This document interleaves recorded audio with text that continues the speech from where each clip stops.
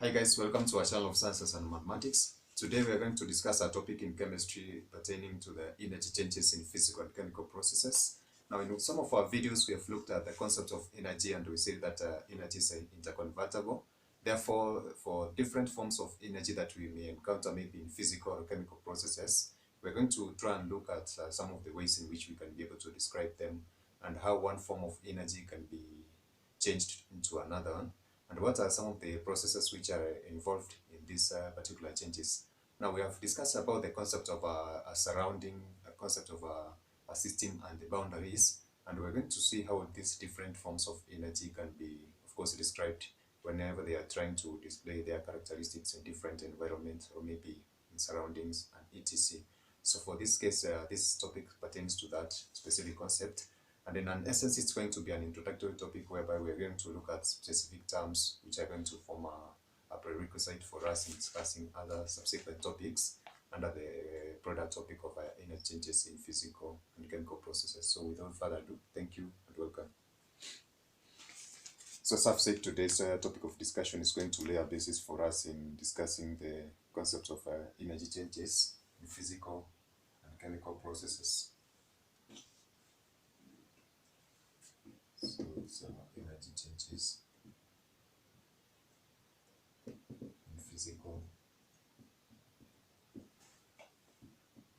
and chemical processes.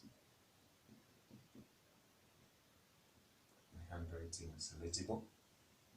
So in an essence, our topic for discussion for today is going to look at the relationship between different forms of energy. And of course, in our discussion about the introduction to thermochemistry in one of our videos, we talked about different forms of energy.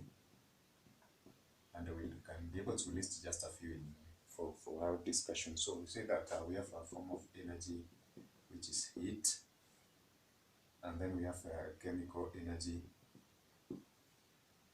we have electrical energy, kinetic energy, and then perhaps we can talk about the concept of potential energy. Now, in giving our illustration, of course, we say that if I have a dry cell at this specific point, which is connected using that specific conductors, and then we form a simple circuit. This is a positive, negative. In this specific cell, there will be chemicals which are trying to react. Therefore, it will consist of chemical energy. And that chemical energy, when it reacts, there is a potential difference which is developed. Therefore, there will be more movement of charges in this specific circuit, and therefore we'll have electrical energy. And when it comes across this barrier, of course, which is going to form some resistance, there will be heating, and the filament will produce some light. So therefore, there will be light energy, and also there will be heat energy, which will be involved in that process. So this is a simple demonstration of how we can be able to illustrate how different forms of energy can be interconverted from one form into another. And suppose this is used to drive maybe a motor at this specific point. Therefore, we'll have kinetic energy at this point whereby an electrical motor is being driven. So therefore, you can see that there are different forms of energy can be illustrated using that specific symbol form of illustration. So that's one of the characteristics of these different forms of energy, which we are going to see being displayed across our discussions for most of the topics which are going to be concerned with the concept of energy.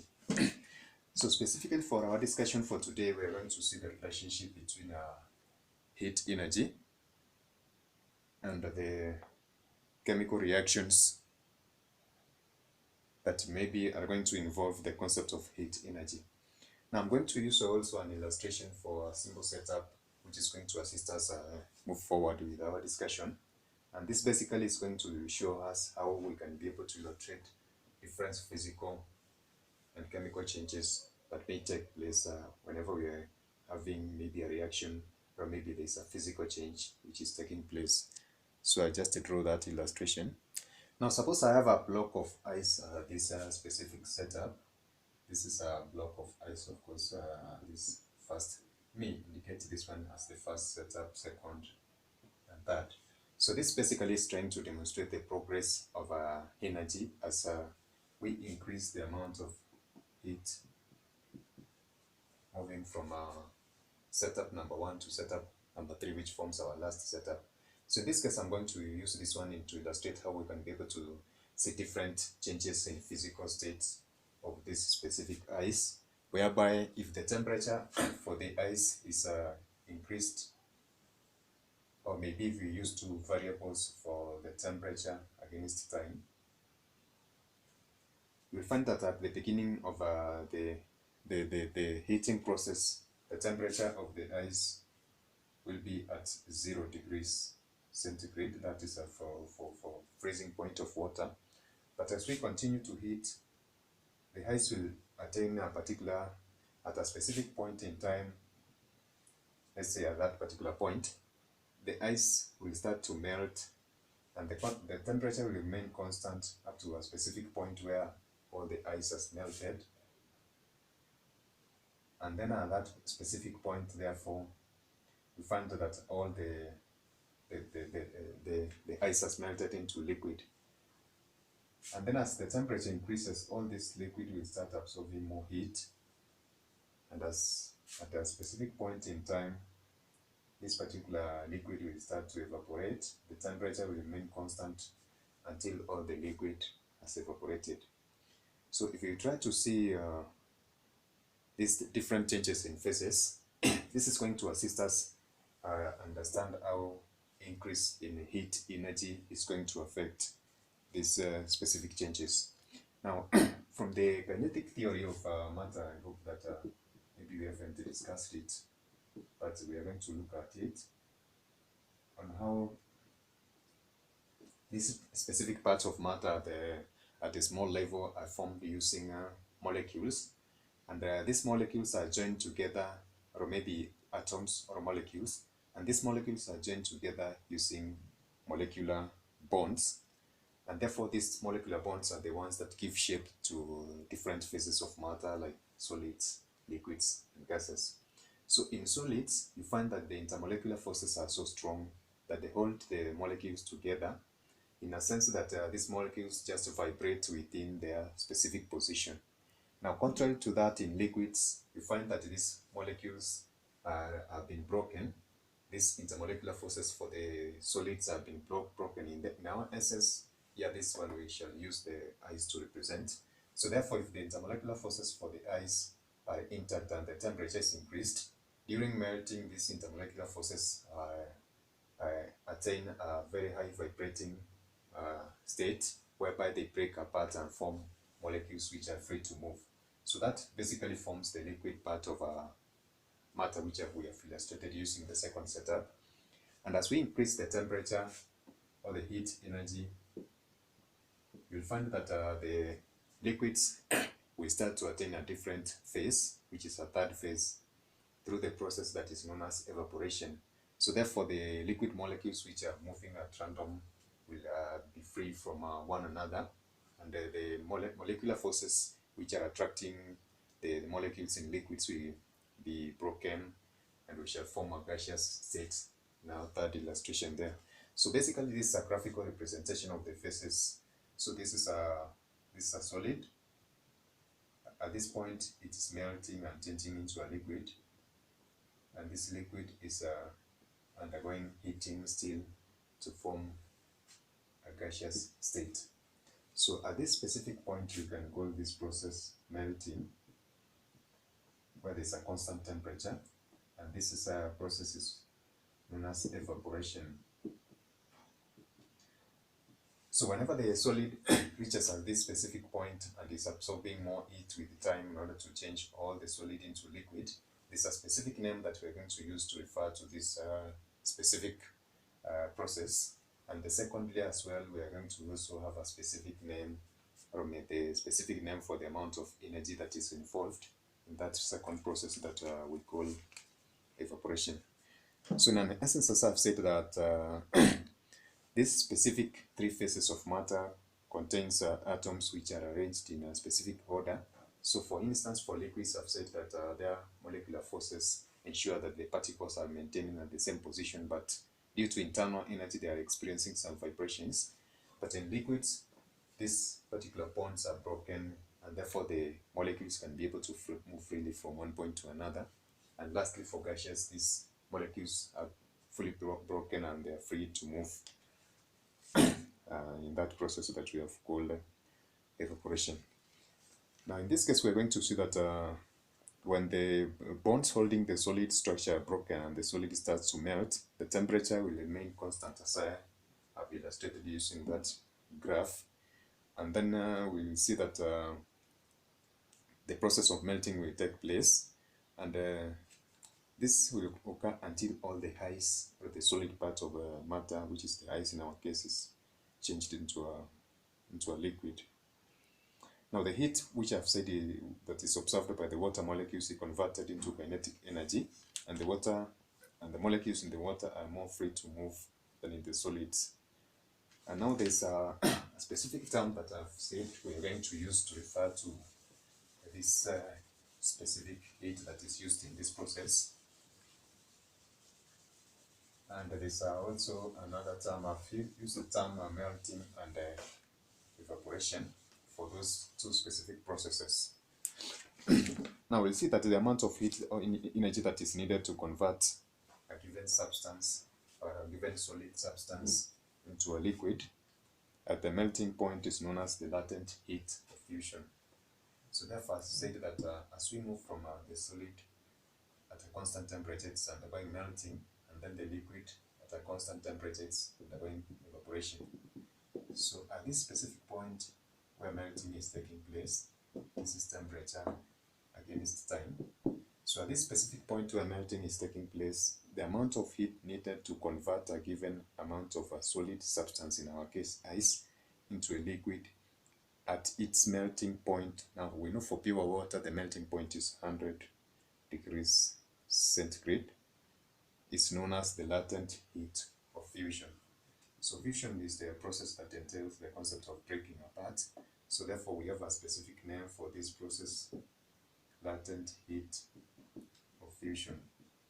So this is the heat that is involved to change the substance from from solid to liquid. Now in this case, if we try to give it some specific conditions, we're going to see that there is a different term that is going to come up, whereby the amount of heat required to convert 1 mole of a solid substance. So this is just a substance, a specific amount, just a particular amount of substance. Now we say we just reduce ourselves, or try to give ourselves some conditions, and maybe use the concept of a mole. So there's amount of heat that is used to convert 1 mole, just say it. So the amount of heat that is required to convert 1 mole of a substance at constant temperature, or maybe of a substance from solid to liquid at constant temperature,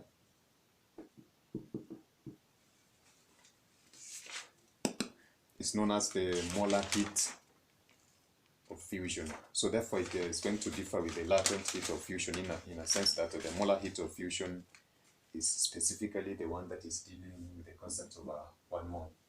So therefore we have talked about the changing of this state of matter from liquid to gas, the process that is known as evaporation. Now in this case we're going to see that the heat absorbed enables the molecules to attain enough kinetic energy to break away from one another, as we said, and this results in change of state. Now we're going to see that so therefore in trying to change a phase from a liquid to a gas, which we have stated as evaporation, the heat absorbed by a substance when changing from a liquid to a gas at the constant temperature, as we have illustrated in this. For the liquid is known as the latent heat of vaporization. And we're also going to see that the amount of heat that is required to convert 1 mole of a substance from a liquid to a gaseous state at constant temperature is known as the molar heat of vaporization. So we have talked about these four specific terms, whereby latent heat does not have a restriction, but is heat involved in changing of a specific or a certain amount of substance or from one phase to another. In this case, for fusion, is from solid to liquid. But if we say that this amount of heat is used to change 1 mole, then therefore we're going to refer to as latent heat of fusion for solid to liquid, but latent heat of vaporization for liquid to gases.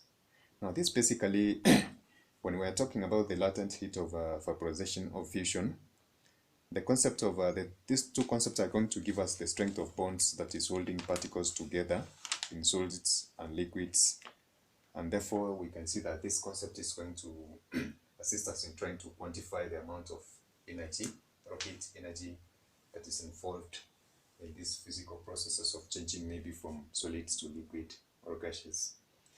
So whenever the chemical reactions are taking place as well, there are some of the chemical reactions which we said are exothermic and endothermic, whereby the two terms refer to as the chemical process which is involved in the release and absorption of heat respectively. So in this case, of course, we are going to account for the energy which is either released or absorbed by trying to see that maybe different chemicals react either to release or maybe absorb heat. Maybe if I can give just a general demonstration for that, for the chemical process. We can have a substance that is reacting, maybe this is substance A and B, and if substance B is mixed to substance A and the temperature of this specific solution, or maybe the resulting solution, is measured, in some cases there's a variation of temperature, maybe there's an increase in temperature, and then in some cases there's a decrease